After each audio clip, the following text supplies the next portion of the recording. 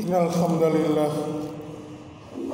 nahmaduhu wa nasta'inuhu wa nastaghfiruh wa na'udzu billahi min shururi anfusina wa min sayyiati a'malina. May yahdihillahu fala mudilla lahu wa may yudlil fala hadiya lahu. Asyhadu an la ilaha illallah wahdahu la syarika lahu wa asyhadu anna Muhammadan 'abduhu wa rasuluhu alladzi la nabiyya ba'da.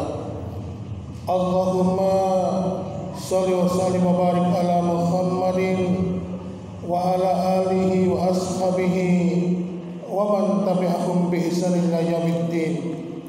Fa ya ibadallah, usikum wa nafsi bi taqwallah faqad fazal muttaqun.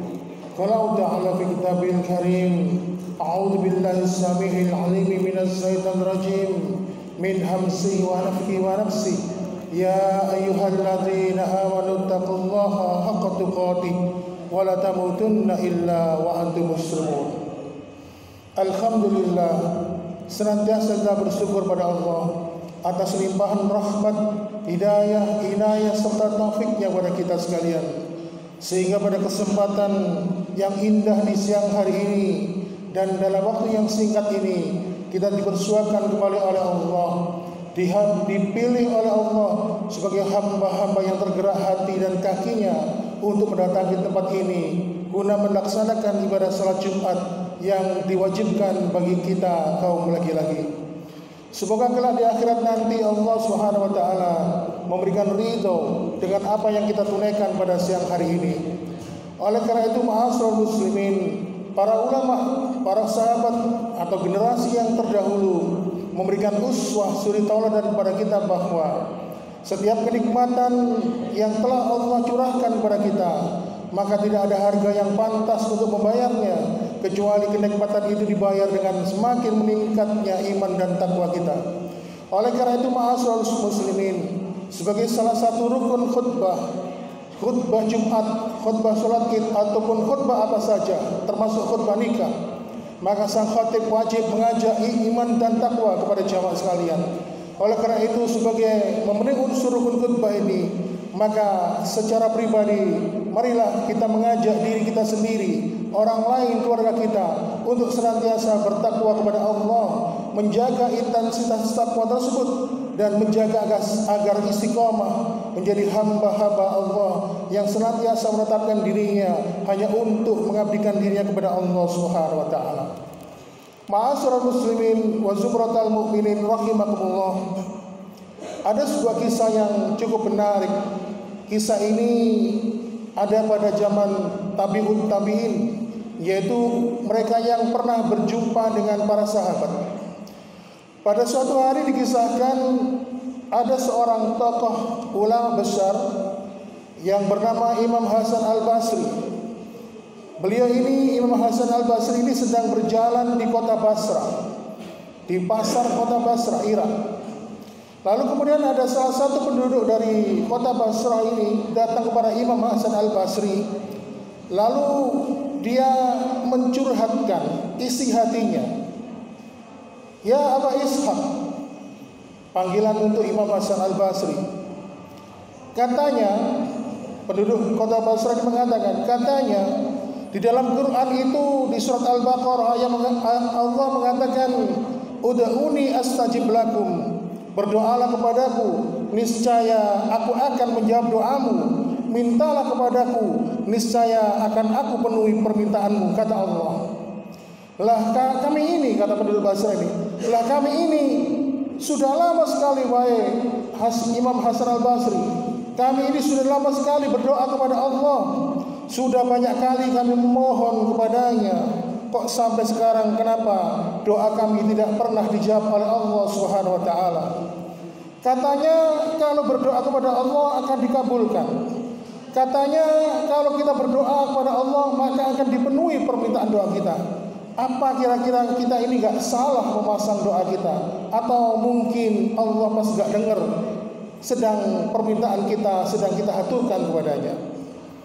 Ma'asyiral muslimin, lalu Imam Hasan Al-Basri pun tersenyum. Kemudian beliau menjawab, ya ahlal Basra, wahai penduduk Basra, Ketahuilah bahwa hatimu itu mati. Dari hati yang mati, bagaimana mungkin Allah Subhanahu wa taala mengabulkan doa hamba-hambanya? Bagaimana mungkin Allah akan mengabulkan permintaanmu sedangkan hatimu mati, tidak ada getaran di dalam hatimu yang mampu nyantol ke channelnya Allah Subhanahu wa taala. Tidak mampu nyambung kepada arusnya Allah Subhanahu wa taala. Hatimu mati, maka doamu tidak akan pernah dikabulkan oleh Allah Subhanahu wa taala. Jawab Imam Hasan Al-Basri. Ma'asyiral muslimin, dari jawaban Imam Hasan Al-Basri ini dapat kita renungkan dengan renungan yang dalam. Bahwasannya kata Imam Hasan Al-Basri, doa yang tidak dikabulkan adalah karena hati yang mati, sehingga bagaimana mungkin Allah akan mengabulkan dari permohonan hati yang mati. Oleh karena itu ma'asyiral muslimin, kalau kita renungkan lebih dalam lagi, tidak ada kemalangan yang lebih besar kecuali ketika Allah Subhanahu wa taala sudah berpaling dari kehidupan kita. Kalau Allah sudah berpaling dari kehidupan kita ini, lalu kemana lagi tempat kita bernaung? Kemana lagi tempat kita berpijak di atas bumi ini? Kalau Allah sudah dalam kehidupan kita berpaling, itu adalah sebuah kemalangan yang besar. Sering dalam anggapan kita, dalam anggapan manusia, kemalangan itu adalah kehilangan harta, kehilangan pekerjaan, kehilangan sanak saudara yang dicintai. Padahal kemalangan yang paling besar itu adalah ketika Allah sudah berpaling dalam kehidupan kita. Ma'asyiral muslimin, apa yang menyebabkan hati itu mati? Maka ada beberapa hal yang menyebabkan hati itu bisa menjadi mati, sehingga doa kita tidak bisa terangkat di hadapan Allah Subhanahu wa taala.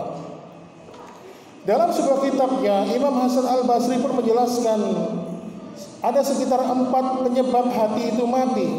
Yang pertama adalah araftumullaha wa lam tu'tuhu haqqah. Kamu kenal Allah, tetapi haknya Allah untuk disembah, kewajibanmu untuk menyembah tidak pernah kamu laksanakan. Bagaimana hati tidak menjadi mati? Kenal Allah, kenal. Siapa pencipta langit dan bumi ini? Allah. Siapa pencipta lautan, sungai, gunung-gunung ini? Allah. Siapa yang menciptakan, yang mengatur segala alam semesta ini? Allah. Lalu kemudian ada pertanyaan, kamu sholat apa enggak? Tergantung kebutuhan saya kepada Allah. Kalau saya butuh, mungkin saya baru akan sholat kepadanya. Inilah ma'asyiral muslimin, kenal dengan Allah, tetapi haknya Allah untuk disembah dan kewajiban kita untuk menyembahnya tidak pernah kita laksanakan. Bukankah di dalam surat Al-Fatihah diajarkan iyyaka na'budu wa iyyaka nasta'in? Kepadamu kami menyembah ya Allah, dan kepadamu kami mohon pertolongan. Na'budu dulu, baru kemudian nasta'in. Hanya kepadamu kami beribadah, dan hanya kepadamu kami memohon pertolongan. Kalau ibadah kita ini sudah beres, maka pertolongan Allah pun akan secara otomatis akan datang dalam kehidupan kita. Doa-doa, permohonan, hajat kita akan dikabulkan oleh Allah. Karena na'budunya beres, maka nasta'innya, pertolongan Allah bisa berubah menjadi sebuah kenikmatan yang tiada terhingga. Tidak diajarkan kepada kita jamaah sekalian, nasta'in dulu baru na'budu, tapi na'budu kemudian diiringi dengan nasta'in. Maka kalau hati ini kita tidak ingin mati, maka janganlah pengenalan kita kepada Allah tidak diiringi pendekatan kepadanya. Lalu bagaimanakah cara kita mendekatkan diri kepada Allah? Maka ikutilah, tiruilah bagaimana Rasulullah Muhammad SAW dalam mendekatkan diri kepadanya. Ma'asyiral muslimin, yang kedua kata Imam Hasan Al-Basri, yang menyebabkan hati mati adalah qara'tumul Qur'an wala ta'talamu bih. Kamu baca Al-Qur'an, kamu dengungkan Al-Qur'an, kamu sanjung Al-Quran, tetapi isinya, ajarannya tidak pernah kamu laksanakan. Bukankah zaman ini adalah zaman fitnah? Terjadi pergeseran nilai. Kita baca Al-Quran, tapi isinya, ajarannya tidak pernah kita laksanakan. Mohon perhatian yang di belakang jangan ramai. Perhatian. Ini khutbah, harus diam. Ma'asyiral muslimin, hati menjadi mati sama dengan kita kalau ketika kita ini dikirimi surat oleh seseorang yang kita puja, yang kita cintai, yang kita kagumi. Tetapi ketika surat itu kita baca siang malam, kita baca setiap waktu, tetapi ketika isi dari surat itu tidak kita laksanakan, maka sama saja. Begitulah Al-Quran. Al-Quran itu diturunkan kepada kita. Kita baca Al-Quran, tapi isinya tidak pernah kita amalkan. Ketiga, ma'asyiral muslimin, yang menyebabkan hati ini bisa mati, kata Imam Hasan Al-Basri, adalah akaltum nikmata rabbikum wala tashkurullah. Kamu makan nikmat dari Allah, tetapi kamu tidak pernah bersyukur kepadanya. Baik syukur dalam bentuk ucapan, terlebih syukur dalam tindakan dan perbuatan. Banyak anggapan manusia, saya bahagia, baru setelah itu saya bersyukur. Padahal ini adalah ungkapan yang salah. Yang benar itu adalah kita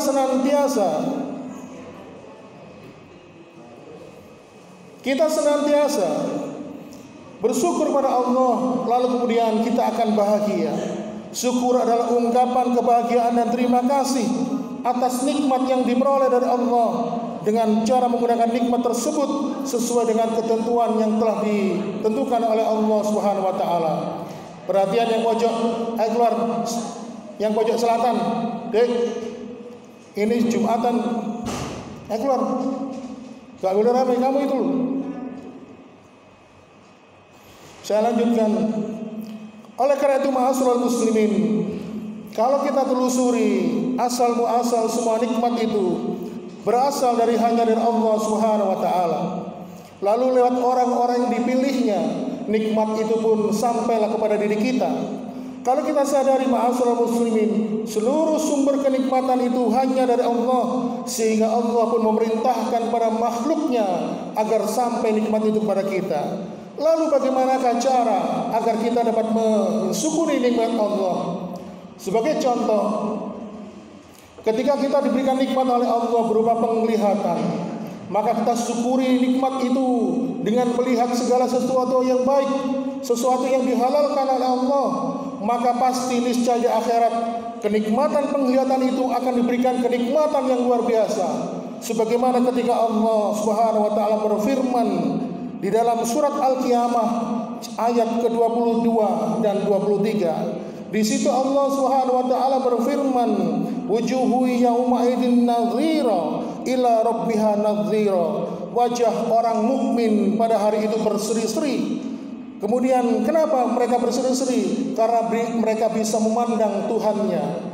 Oleh karena itu, ma'asyiral muslimin, kenikmatan di akhirat nanti adalah ketika seorang hamba mampu berjumpa dengan Allah tanpa hijab, tanpa ada sesuatu yang menutupi. Oleh karena itu, ini salah satu contoh ketika kita diberikan kenikmatan penglihatan, kita gunakan nikmat penglihatan itu dengan baik, maka nanti kelak di akhirat Allah memberikan kenikmatan itu dengan kenikmatan yang tiada bandingnya, dan kenikmatan itu adalah kenikmatan yang paling besar, kata Rasulullah SAW.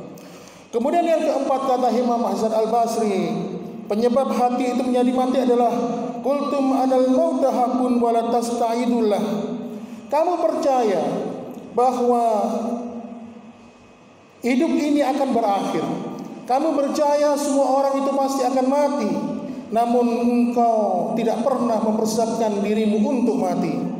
Kematian memang datang, tidak pernah diduga waktunya, tetapi sekali datang kematian itu tidak ada kesempatan lagi kita untuk menghindar. Maut tidak pernah kita undang, tetapi tidak ada kekuatan yang bisa untuk menolak ketika maut itu datang. Allah Subhanahu wa taala memberikan gambaran, aina ma takunu yudrikumul mautu wa la kuntum fi burujim musayyadah. Dimanapun kamu berada, kata Allah, kematian akan mendapatkan kamu, kendati pun kamu berada di dalam benteng yang tinggi dan kokoh. Surat An-Nisa ayat 78. Ma'asyiral muslimin wa zubratal mu'minin rahimakumullah. Dalam sebuah riwayat yang sahih, di mana riwayat ini diriwayatkan oleh Imam Ibnu Majah dan Tirmidzi, tiba-tiba ada seorang laki-laki Ansor yang bertanya kepada Rasulullah, "Ya Rasulullah, ayul mu'minina afdal, siapa di antara kaum mukminin yang paling utama ya Rasulullah? Qala, jawab Rasulullah, ahsanuhum khuluqan, yang paling baik akhlaknya. Kemudian laki-laki Ansor tadi bertanya lagi, ya ayyuhal muslimun aqyas, siapakah kaum muslimin yang paling cerdas itu ya Rasulullah? Qala, lalu Rasulullah pun menjawab lagi, aksaruhum lil mauti dzikran aksaruhum lima ba'dahu istidadan ulaikal aqyas. Maka Rasulullah menyampaikan, orang yang cerdas itu adalah orang yang paling banyak mengingat mati, lalu mereka paling baik persiapannya terhadap kematian yang akan dia yakini datang kepada dirinya. Ulaikal aqyas, maka itulah orang yang cerdas, kata Rasulullah. Inilah ma'asyiral muslimin yang menyebabkan hati ini menjadi mati. Keempatnya, bila ada dalam diri kita, semoga kita mendapatkan pelajaran dari kisah percakapan penduduk kota Basrah dengan Imam Hasan al-Basri ini. Akhirnya apa? Kita menjadi hati yang terpelihara, mendapatkan hidayah dan petunjuk dari Allah Subhanahu wa taala. Aqulu qouli hadza wastaghfiru li wa lakum innahu wal ghafurur rahim.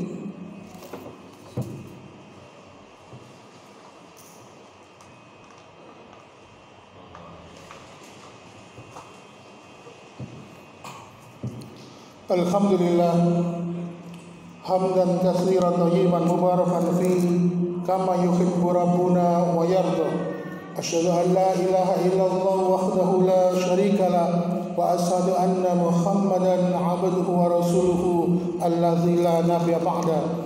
Allahumma shalli wa sallim wa barik ala Muhammadin wa ala alihi wa ashabihi wa man tabi'ahum bi ihsan ila yaumiddin.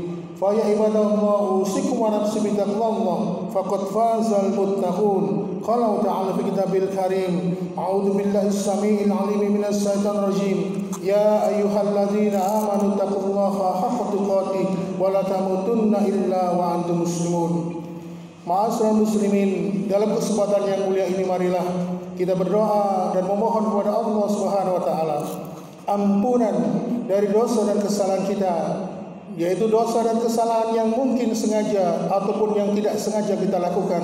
Seraya tidak lupa juga memohon hidayah dan petunjuk dari Allah, agar senantiasa kita ini dibimbing dengan cahaya hidayah dari Allah, terhindar dari kesesatan kehidupan dunia yang begitu menggoda dan melenakan ini.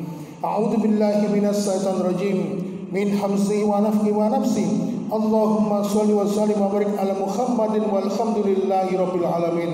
Allahumma ighfir lil muslimina wal muslimat wal mu'minina wal mu'minat al ahya minhum wal amwat innaka sami'un qaribun mujibud da'wat. Allahumma ighfirli wa li walidayya warhamhuma kama rabbayani shaghira. Rabbana zalamna anfusana wa illam taghfir lana wa tarhamna lanakunanna minal khasirin.